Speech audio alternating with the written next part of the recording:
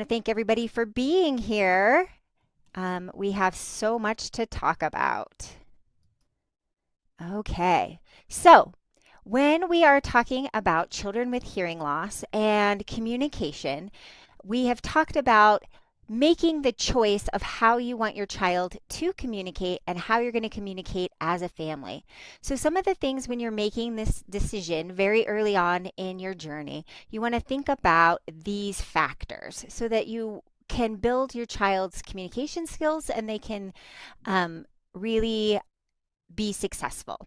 So the first is, how much access to sound does the child have with their hearing technology? Are they using their hearing aid or their cochlear implant or their Baha all the time so that they can have access to the sounds and words around them? And then thinking about what your goals are. A lot of families say, I just want them to be able to communicate. Well, what does that mean now as a baby, now as a preschooler, now when they're entering school, when they're a teenager, when they're an adult? What are your goals for that child's communication all throughout their life? And then, what are the opportunities you have to use that language or communication mode in your daily life for interactions? The way that children learn to communicate and learn language is through interacting with those who use that language around them. Additionally, what kind of support can you get as a parent and as a family to use that mode of communication? It's not helpful to have dreams about them communicating this way if you can't provide that for them. And then last, who are the people that can support you in those choices? Who can help build your skills and your routines and opportunities to help your child meet those goals that you have? All right, so last month we talked about listening and spoken language and how that is generally what we at John Tracy really specialize in, and how you can use strategies and auditory verbal therapy and support from the professionals in your life to help your child use hearing technology to build their listening skills and then eventually, as their output, their spoken language, and how auditory verbal therapy really empowers parents to use the everyday interactions. So eating, changing diapers, taking a bath, reading books, singing songs together to build that language base. So today what we're going to talk about is some of those strategies.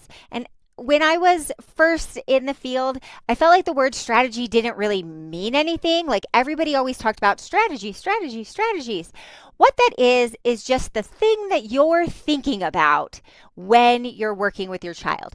What is it that I'm going to do special or unique to help them learn language in this interaction? And so in auditory verbal therapy, we have a whole ton of strategies, but today we're going to talk about just a few that you can pick up today and start using with your child. The first one that you'll hear about a lot is auditory first, or listening first, or audition first. So because we're building a skill that your child doesn't yet have because they have a hearing loss, we want to always start with listening. We want them to become a natural listener, that they're going to first cue into sound before they look for visuals. So what that means is I'm not going to point first, or I'm not going to assume they don't hear me and tap them on the shoulder before I start talking. I'm always going to listen first. So then the question is, Miss Melissa, what if that doesn't work? What if I call their name and they don't look, or I start talking and they're not listening, or they don't understand yet? Well, that comes to our next strategy, which is an auditory sandwich. So I present it auditory first. Oh, that didn't work. So maybe I'll add in a gesture, or I'll kind of show them what I want them to do, or even a sign. And then I'll put it back in listening. So the child has twice as many opportunities to listen as to see, and it supports that they're going to really be paying attention to that auditory information. All right, and here is an example of the auditory sandwich, and Dad is going to show you exactly what he's doing here. If your child needs support to listen, build an auditory sandwich. First, you say the word, then pause to see if your child responds. Turn the page. If your child needs more information, use the object, point to a picture, use a gesture or a sign to help. Turn the page. Next, say it again and see if your child responds. This way your child gets to hear it, see it, and hear it again. Turn the page. The auditory sandwich helps your child recognize a word, sound, or message. So you can see in that example, Dad says it, and then the little guy doesn't really seem to know what he's supposed to do. So Dad kind of gestures with the page and shows him that he's turning the page, and then says it again, turn the page, and then he's able to do it. He knows exactly what Dad wants him to do. All right, another really awesome strategy that we can use is called auditory immersion. That's the opportunity to really work on having a child listen to a particular sound or a particular word. So if you think about the way that we all learned language is we just sat around as a baby listening to people say things, and our brain figured out, oh, every time they say the word dog, they're talking about that fuzzy thing right there. And we made that connection. What we do with auditory immersion is the exact same thing, but really with a lot of emphasis. So I'm talking about book. Do you see the book? We're going to read a book. Today we're going to read this book about elephants. I love this book. Do you see my book? And they get to hear it naturally, in context, and appropriately. I'm not just flashcard, book, book, book. I'm talking about books while we're using books.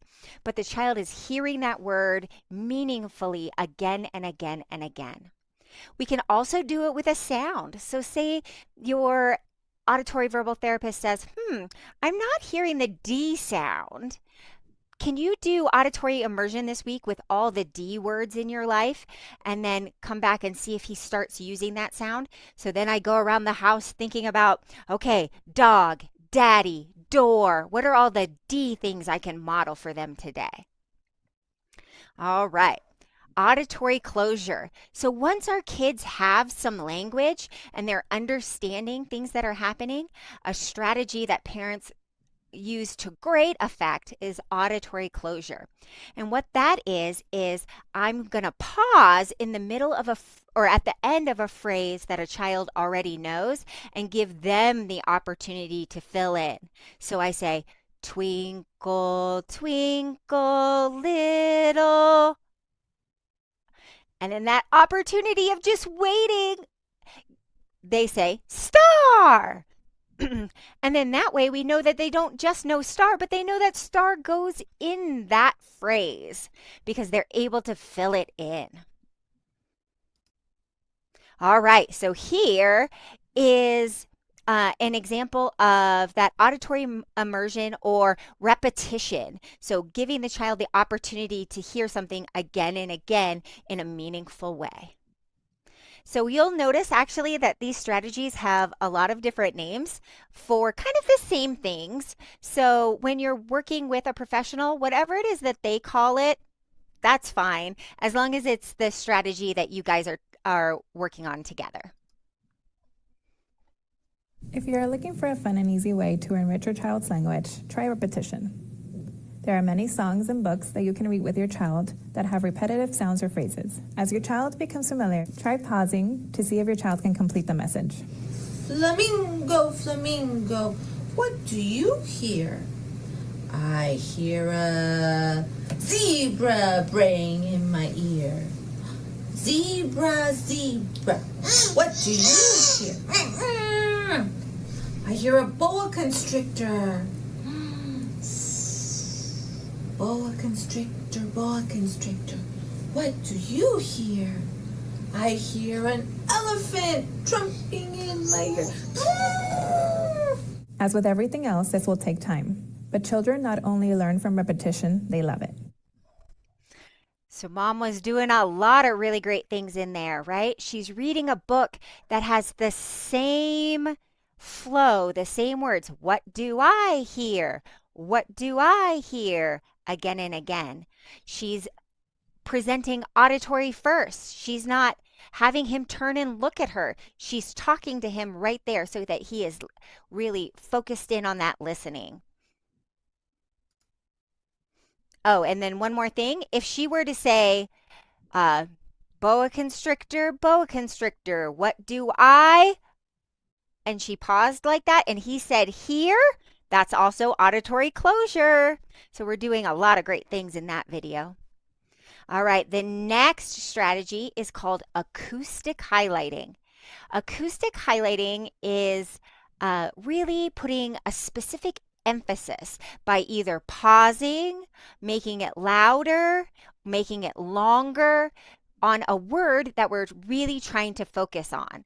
So if I want to say, I see the yellow pencil, you can hear I was pausing on yellow, making it a little longer, making it a little sing-songy so that a child's brain really pays attention to that word and goes, oh, that must be something really important I need to pay attention to.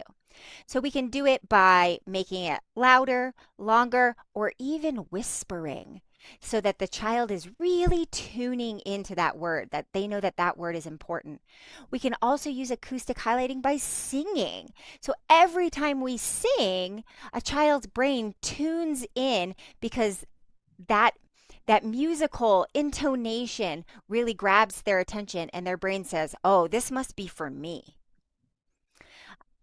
The next strategy is one that's really, really, really hard for someone like me because I talk and talk and talk and talk. And I talk so much that sometimes the child doesn't get the opportunity to talk because I'm not giving them the opportunity. So this one is wait time. So what it is simply waiting, giving the child the opportunity to respond. Communication is about back and forth. It's about conversation. It's not about Miss Melissa or mom or dad just talking all day long and never giving the child a chance to communicate as well. So if I say want to model something or ask a question, I really need to give my child with hearing loss the opportunity to hear, process, come up with an answer or a response, and then time to say it as well. So what I tell families is ideally give them to the count of 7 to talk back. 7 is really long, so maybe start with 3, stretch to 5, and it will feel like forever, but it gives your child the opportunity. Remember, at a really young age, listening and hearing is effort for our kids. As we train their brain, it becomes more automatic. But right now, they need the opportunity to process and then give us back something. All right, so here's a great example of offering some wait time. When conversing with your child, it is important to incorporate wait time. Offering wait time gives your child time to think, process, and see how he wants to respond. Can I have a strawberry? Okay. Okay.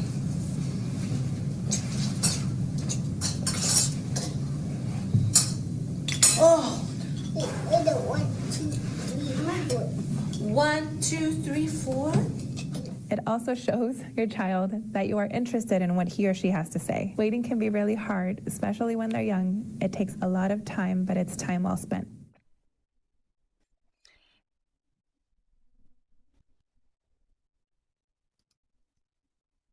Okay, so this is going to sound like the exact opposite of wait time, but stick with me because it'll make sense. So these two strategies, self-talk and parallel talk, really go together. The idea is that we want to narrate what is happening in a child's world, especially when they're really young and don't have much language, so that they can be bathed in new vocabulary, in grammar, in syntax, all the things that make up fluent language. So when we're narrating, we can either use self-talk, which is describing what I'm doing, hearing, seeing, thinking, or parallel talk, describing what the child is doing, hearing, thinking, or the things that they would say if they had the language. So we really need to balance this narration with giving the child the opportunity to talk as well. So remember, it's all about conversation. But we want to have the child have the opportunity to learn words and to learn language so that they can make a conversation. So if we're reading a book together, I'm describing the pictures. I'm talking about, oh, look, the doggy is big and brown. I wonder what the doggy's going to do. Pause, pause, pause. The doggy said woof, woof. Pause, pause, pause. You're right, woof.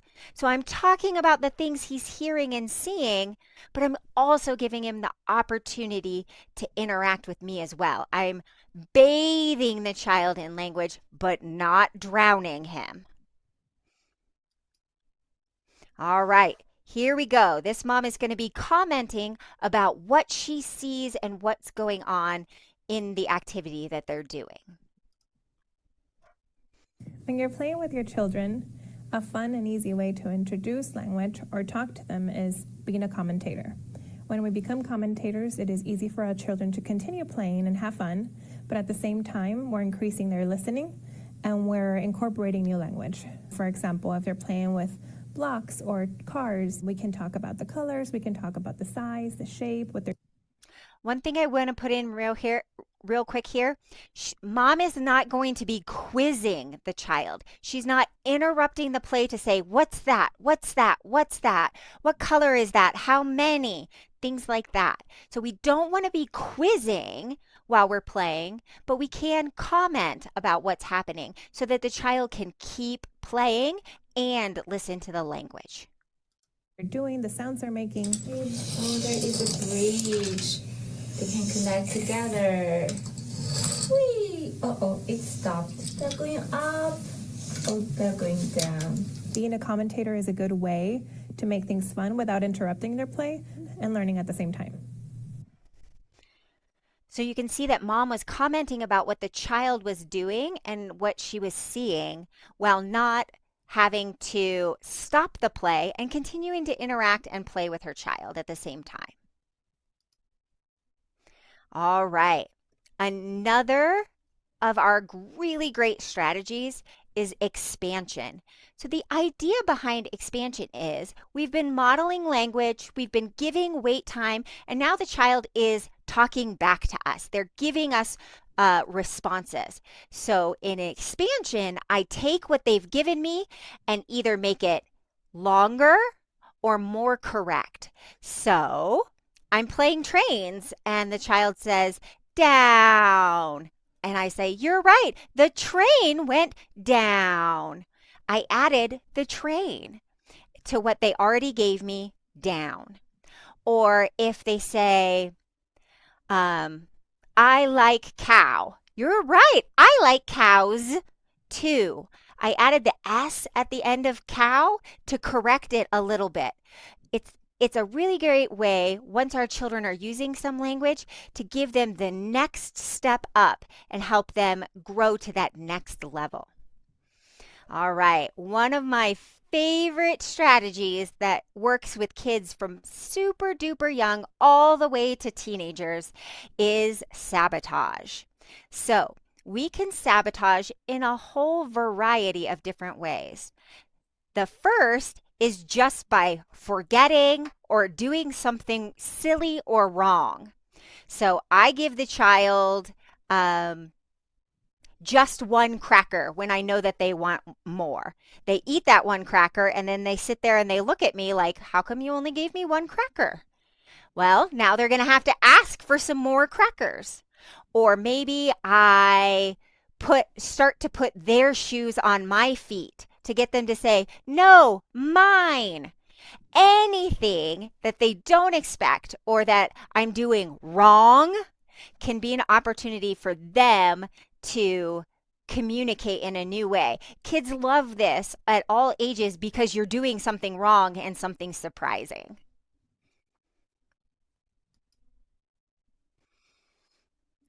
Right.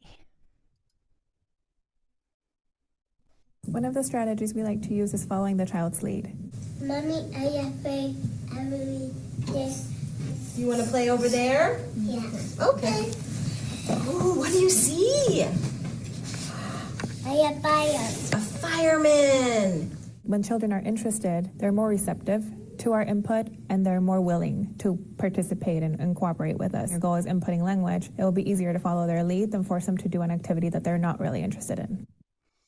So, the great thing about auditory verbal therapy, AVT, listening and spoken language, is that we can do it in any place at any time doing any activity. So if I had planned to play chutes and ladders, but the child really wants to play with a doll, you know what? We can use all the strategies we talked about playing with dolls just as easily as playing a board game. I also want to point out, did you notice Mom's expansion? So the child said fire, and then Mom said back, that's right, fireman. She corrected the word that she had used and gave her that little expansion.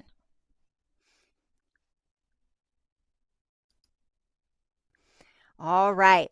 So the next thing is a strategy for very early on when our kids are still learning what sound is and the importance of sound. So it's called being a director. So we have been listening, most of us, our whole lives and never have had to really think about listening or think about the sounds that we hear in our everyday lives. But when children are newly fit with hearing aids or newly activated with their cochlear implants, they need to make sense of all the sounds around them. So if you hear the doorbell ring, you stop and you go, oh, I heard that. It's the doorbell. Grab your child and run over there and show them the sound. Or the garage door is opening. Oh, I heard that. The door shuts. Oh, I heard that. That's Daddy. All the sounds that we kind of tune out as hearing people are super important for our kids to be able to pay attention to and notice. One thing I like to have families do is do a treasure hunt around the house of all the sounds that they're hearing in their everyday lives. Turn on the water, listen to the microwave, have your feet make noise on the ground, grab a squeaky toy. All these things are important and you can point out when they hear them. All right. This next one is called parent ease or infant directed speech or parent speech. It's using that kind of natural way of speaking to children that we all have, but really doing it with a purpose. So when I see a baby or sometimes even a cute dog, I change my voice to go, oh, look, there's a baby. I see you. More than I am right now with you guys when I'm speaking to adults. That high-pitched melody, sing-songy voice really catches a child's brain and says, this is meant for me. I'm supposed to be listening to this. We're not talking about baby talk in the way that those aren't real words that don't have real meaning. We're talking about that intonation that we use with young children, continuing to use that because it really emphasizes to the brain of the new listener, this is important stuff and I need to listen. All right. That was 12 great auditory, verbal, listening, and spoken language strategies that you guys can start using today. You saw some examples in those videos of parents very naturally using those strategies and using lots at the same time to really help their child develop their listening and spoken language. So then the question becomes, when do I use these? The answer is easy, all the time. Your daily life is when we're learning listening and spoken language, not speech time or at therapy or 1 hour in the afternoon. It's all the time. All of our routines, getting dressed, brushing our teeth, playing, eating, cooking, going grocery shopping. Every minute of every day is an opportunity to use listening and spoken language strategies for your child to learn to listen and talk. So, where? Well, everywhere. Anytime a child is with you or with grandparents or with older kids, anyone who uses language can use these strategies. So if you're going to the doctor, bring a book and we can read a story together using our strategies. In the car, we can talk about all the things we see and hear. Out at the playground, we can talk about up, up, up, and down, push, stop. All these things are opportunities we have for listening and spoken language development in our children with hearing loss. All right. So once we start doing these things, what's next? Your job as the parent is to report back at our therapy sessions what you're seeing at home. I can't be there all day, every day, and I don't have the opportunity to hear every word that the child is using. So that's your job. Your job is to communicate with me what you've seen, what you've heard, and then we pick some goals together, and then you go back and you do them for another week and report again. You learn to listen for specific things, learn to practice those strategies at home, and then report back. And then we meet together and look at what's the very next thing. All right, this is going to be turned into a handout. It has a whole ton of other strategies, videos about strategies, different names for more strategies, all those things. You can look at each of these and talk with your providers and say, hey, I learned about self talk today. Can you show me how I can do that with my own child so that you can be more um, involved and ready and educated on what you should be doing to help build those skills for your child? Thank you again, Dr. Jensen, for all that valuable information you've shared with us today. Like I mentioned before, we will be taking a break through the summer. Be on the lookout if we do happen to have some classes here and there as they do come up. But Bridge to Sound itself will start up again in August. So be on the lookout for those announcements. We'll be sharing those kind of the on our social media and through WhatsApp and through email, any new developments that we have coming up. We are always open to suggestions for classes, things you want to learn more about. We are all ears for all that information because that's really helpful for us too. It's like, what do parents want to know? What's helpful? And so please, your feedback on those surveys is very helpful for us. Yeah, remember these presentations are for you. We want to be providing the information that will be the most helpful for you in your daily lives to help build listening and spoken language for your own children. So we hope this information has been valuable to everyone. All right. Thank you, everyone. Thank you.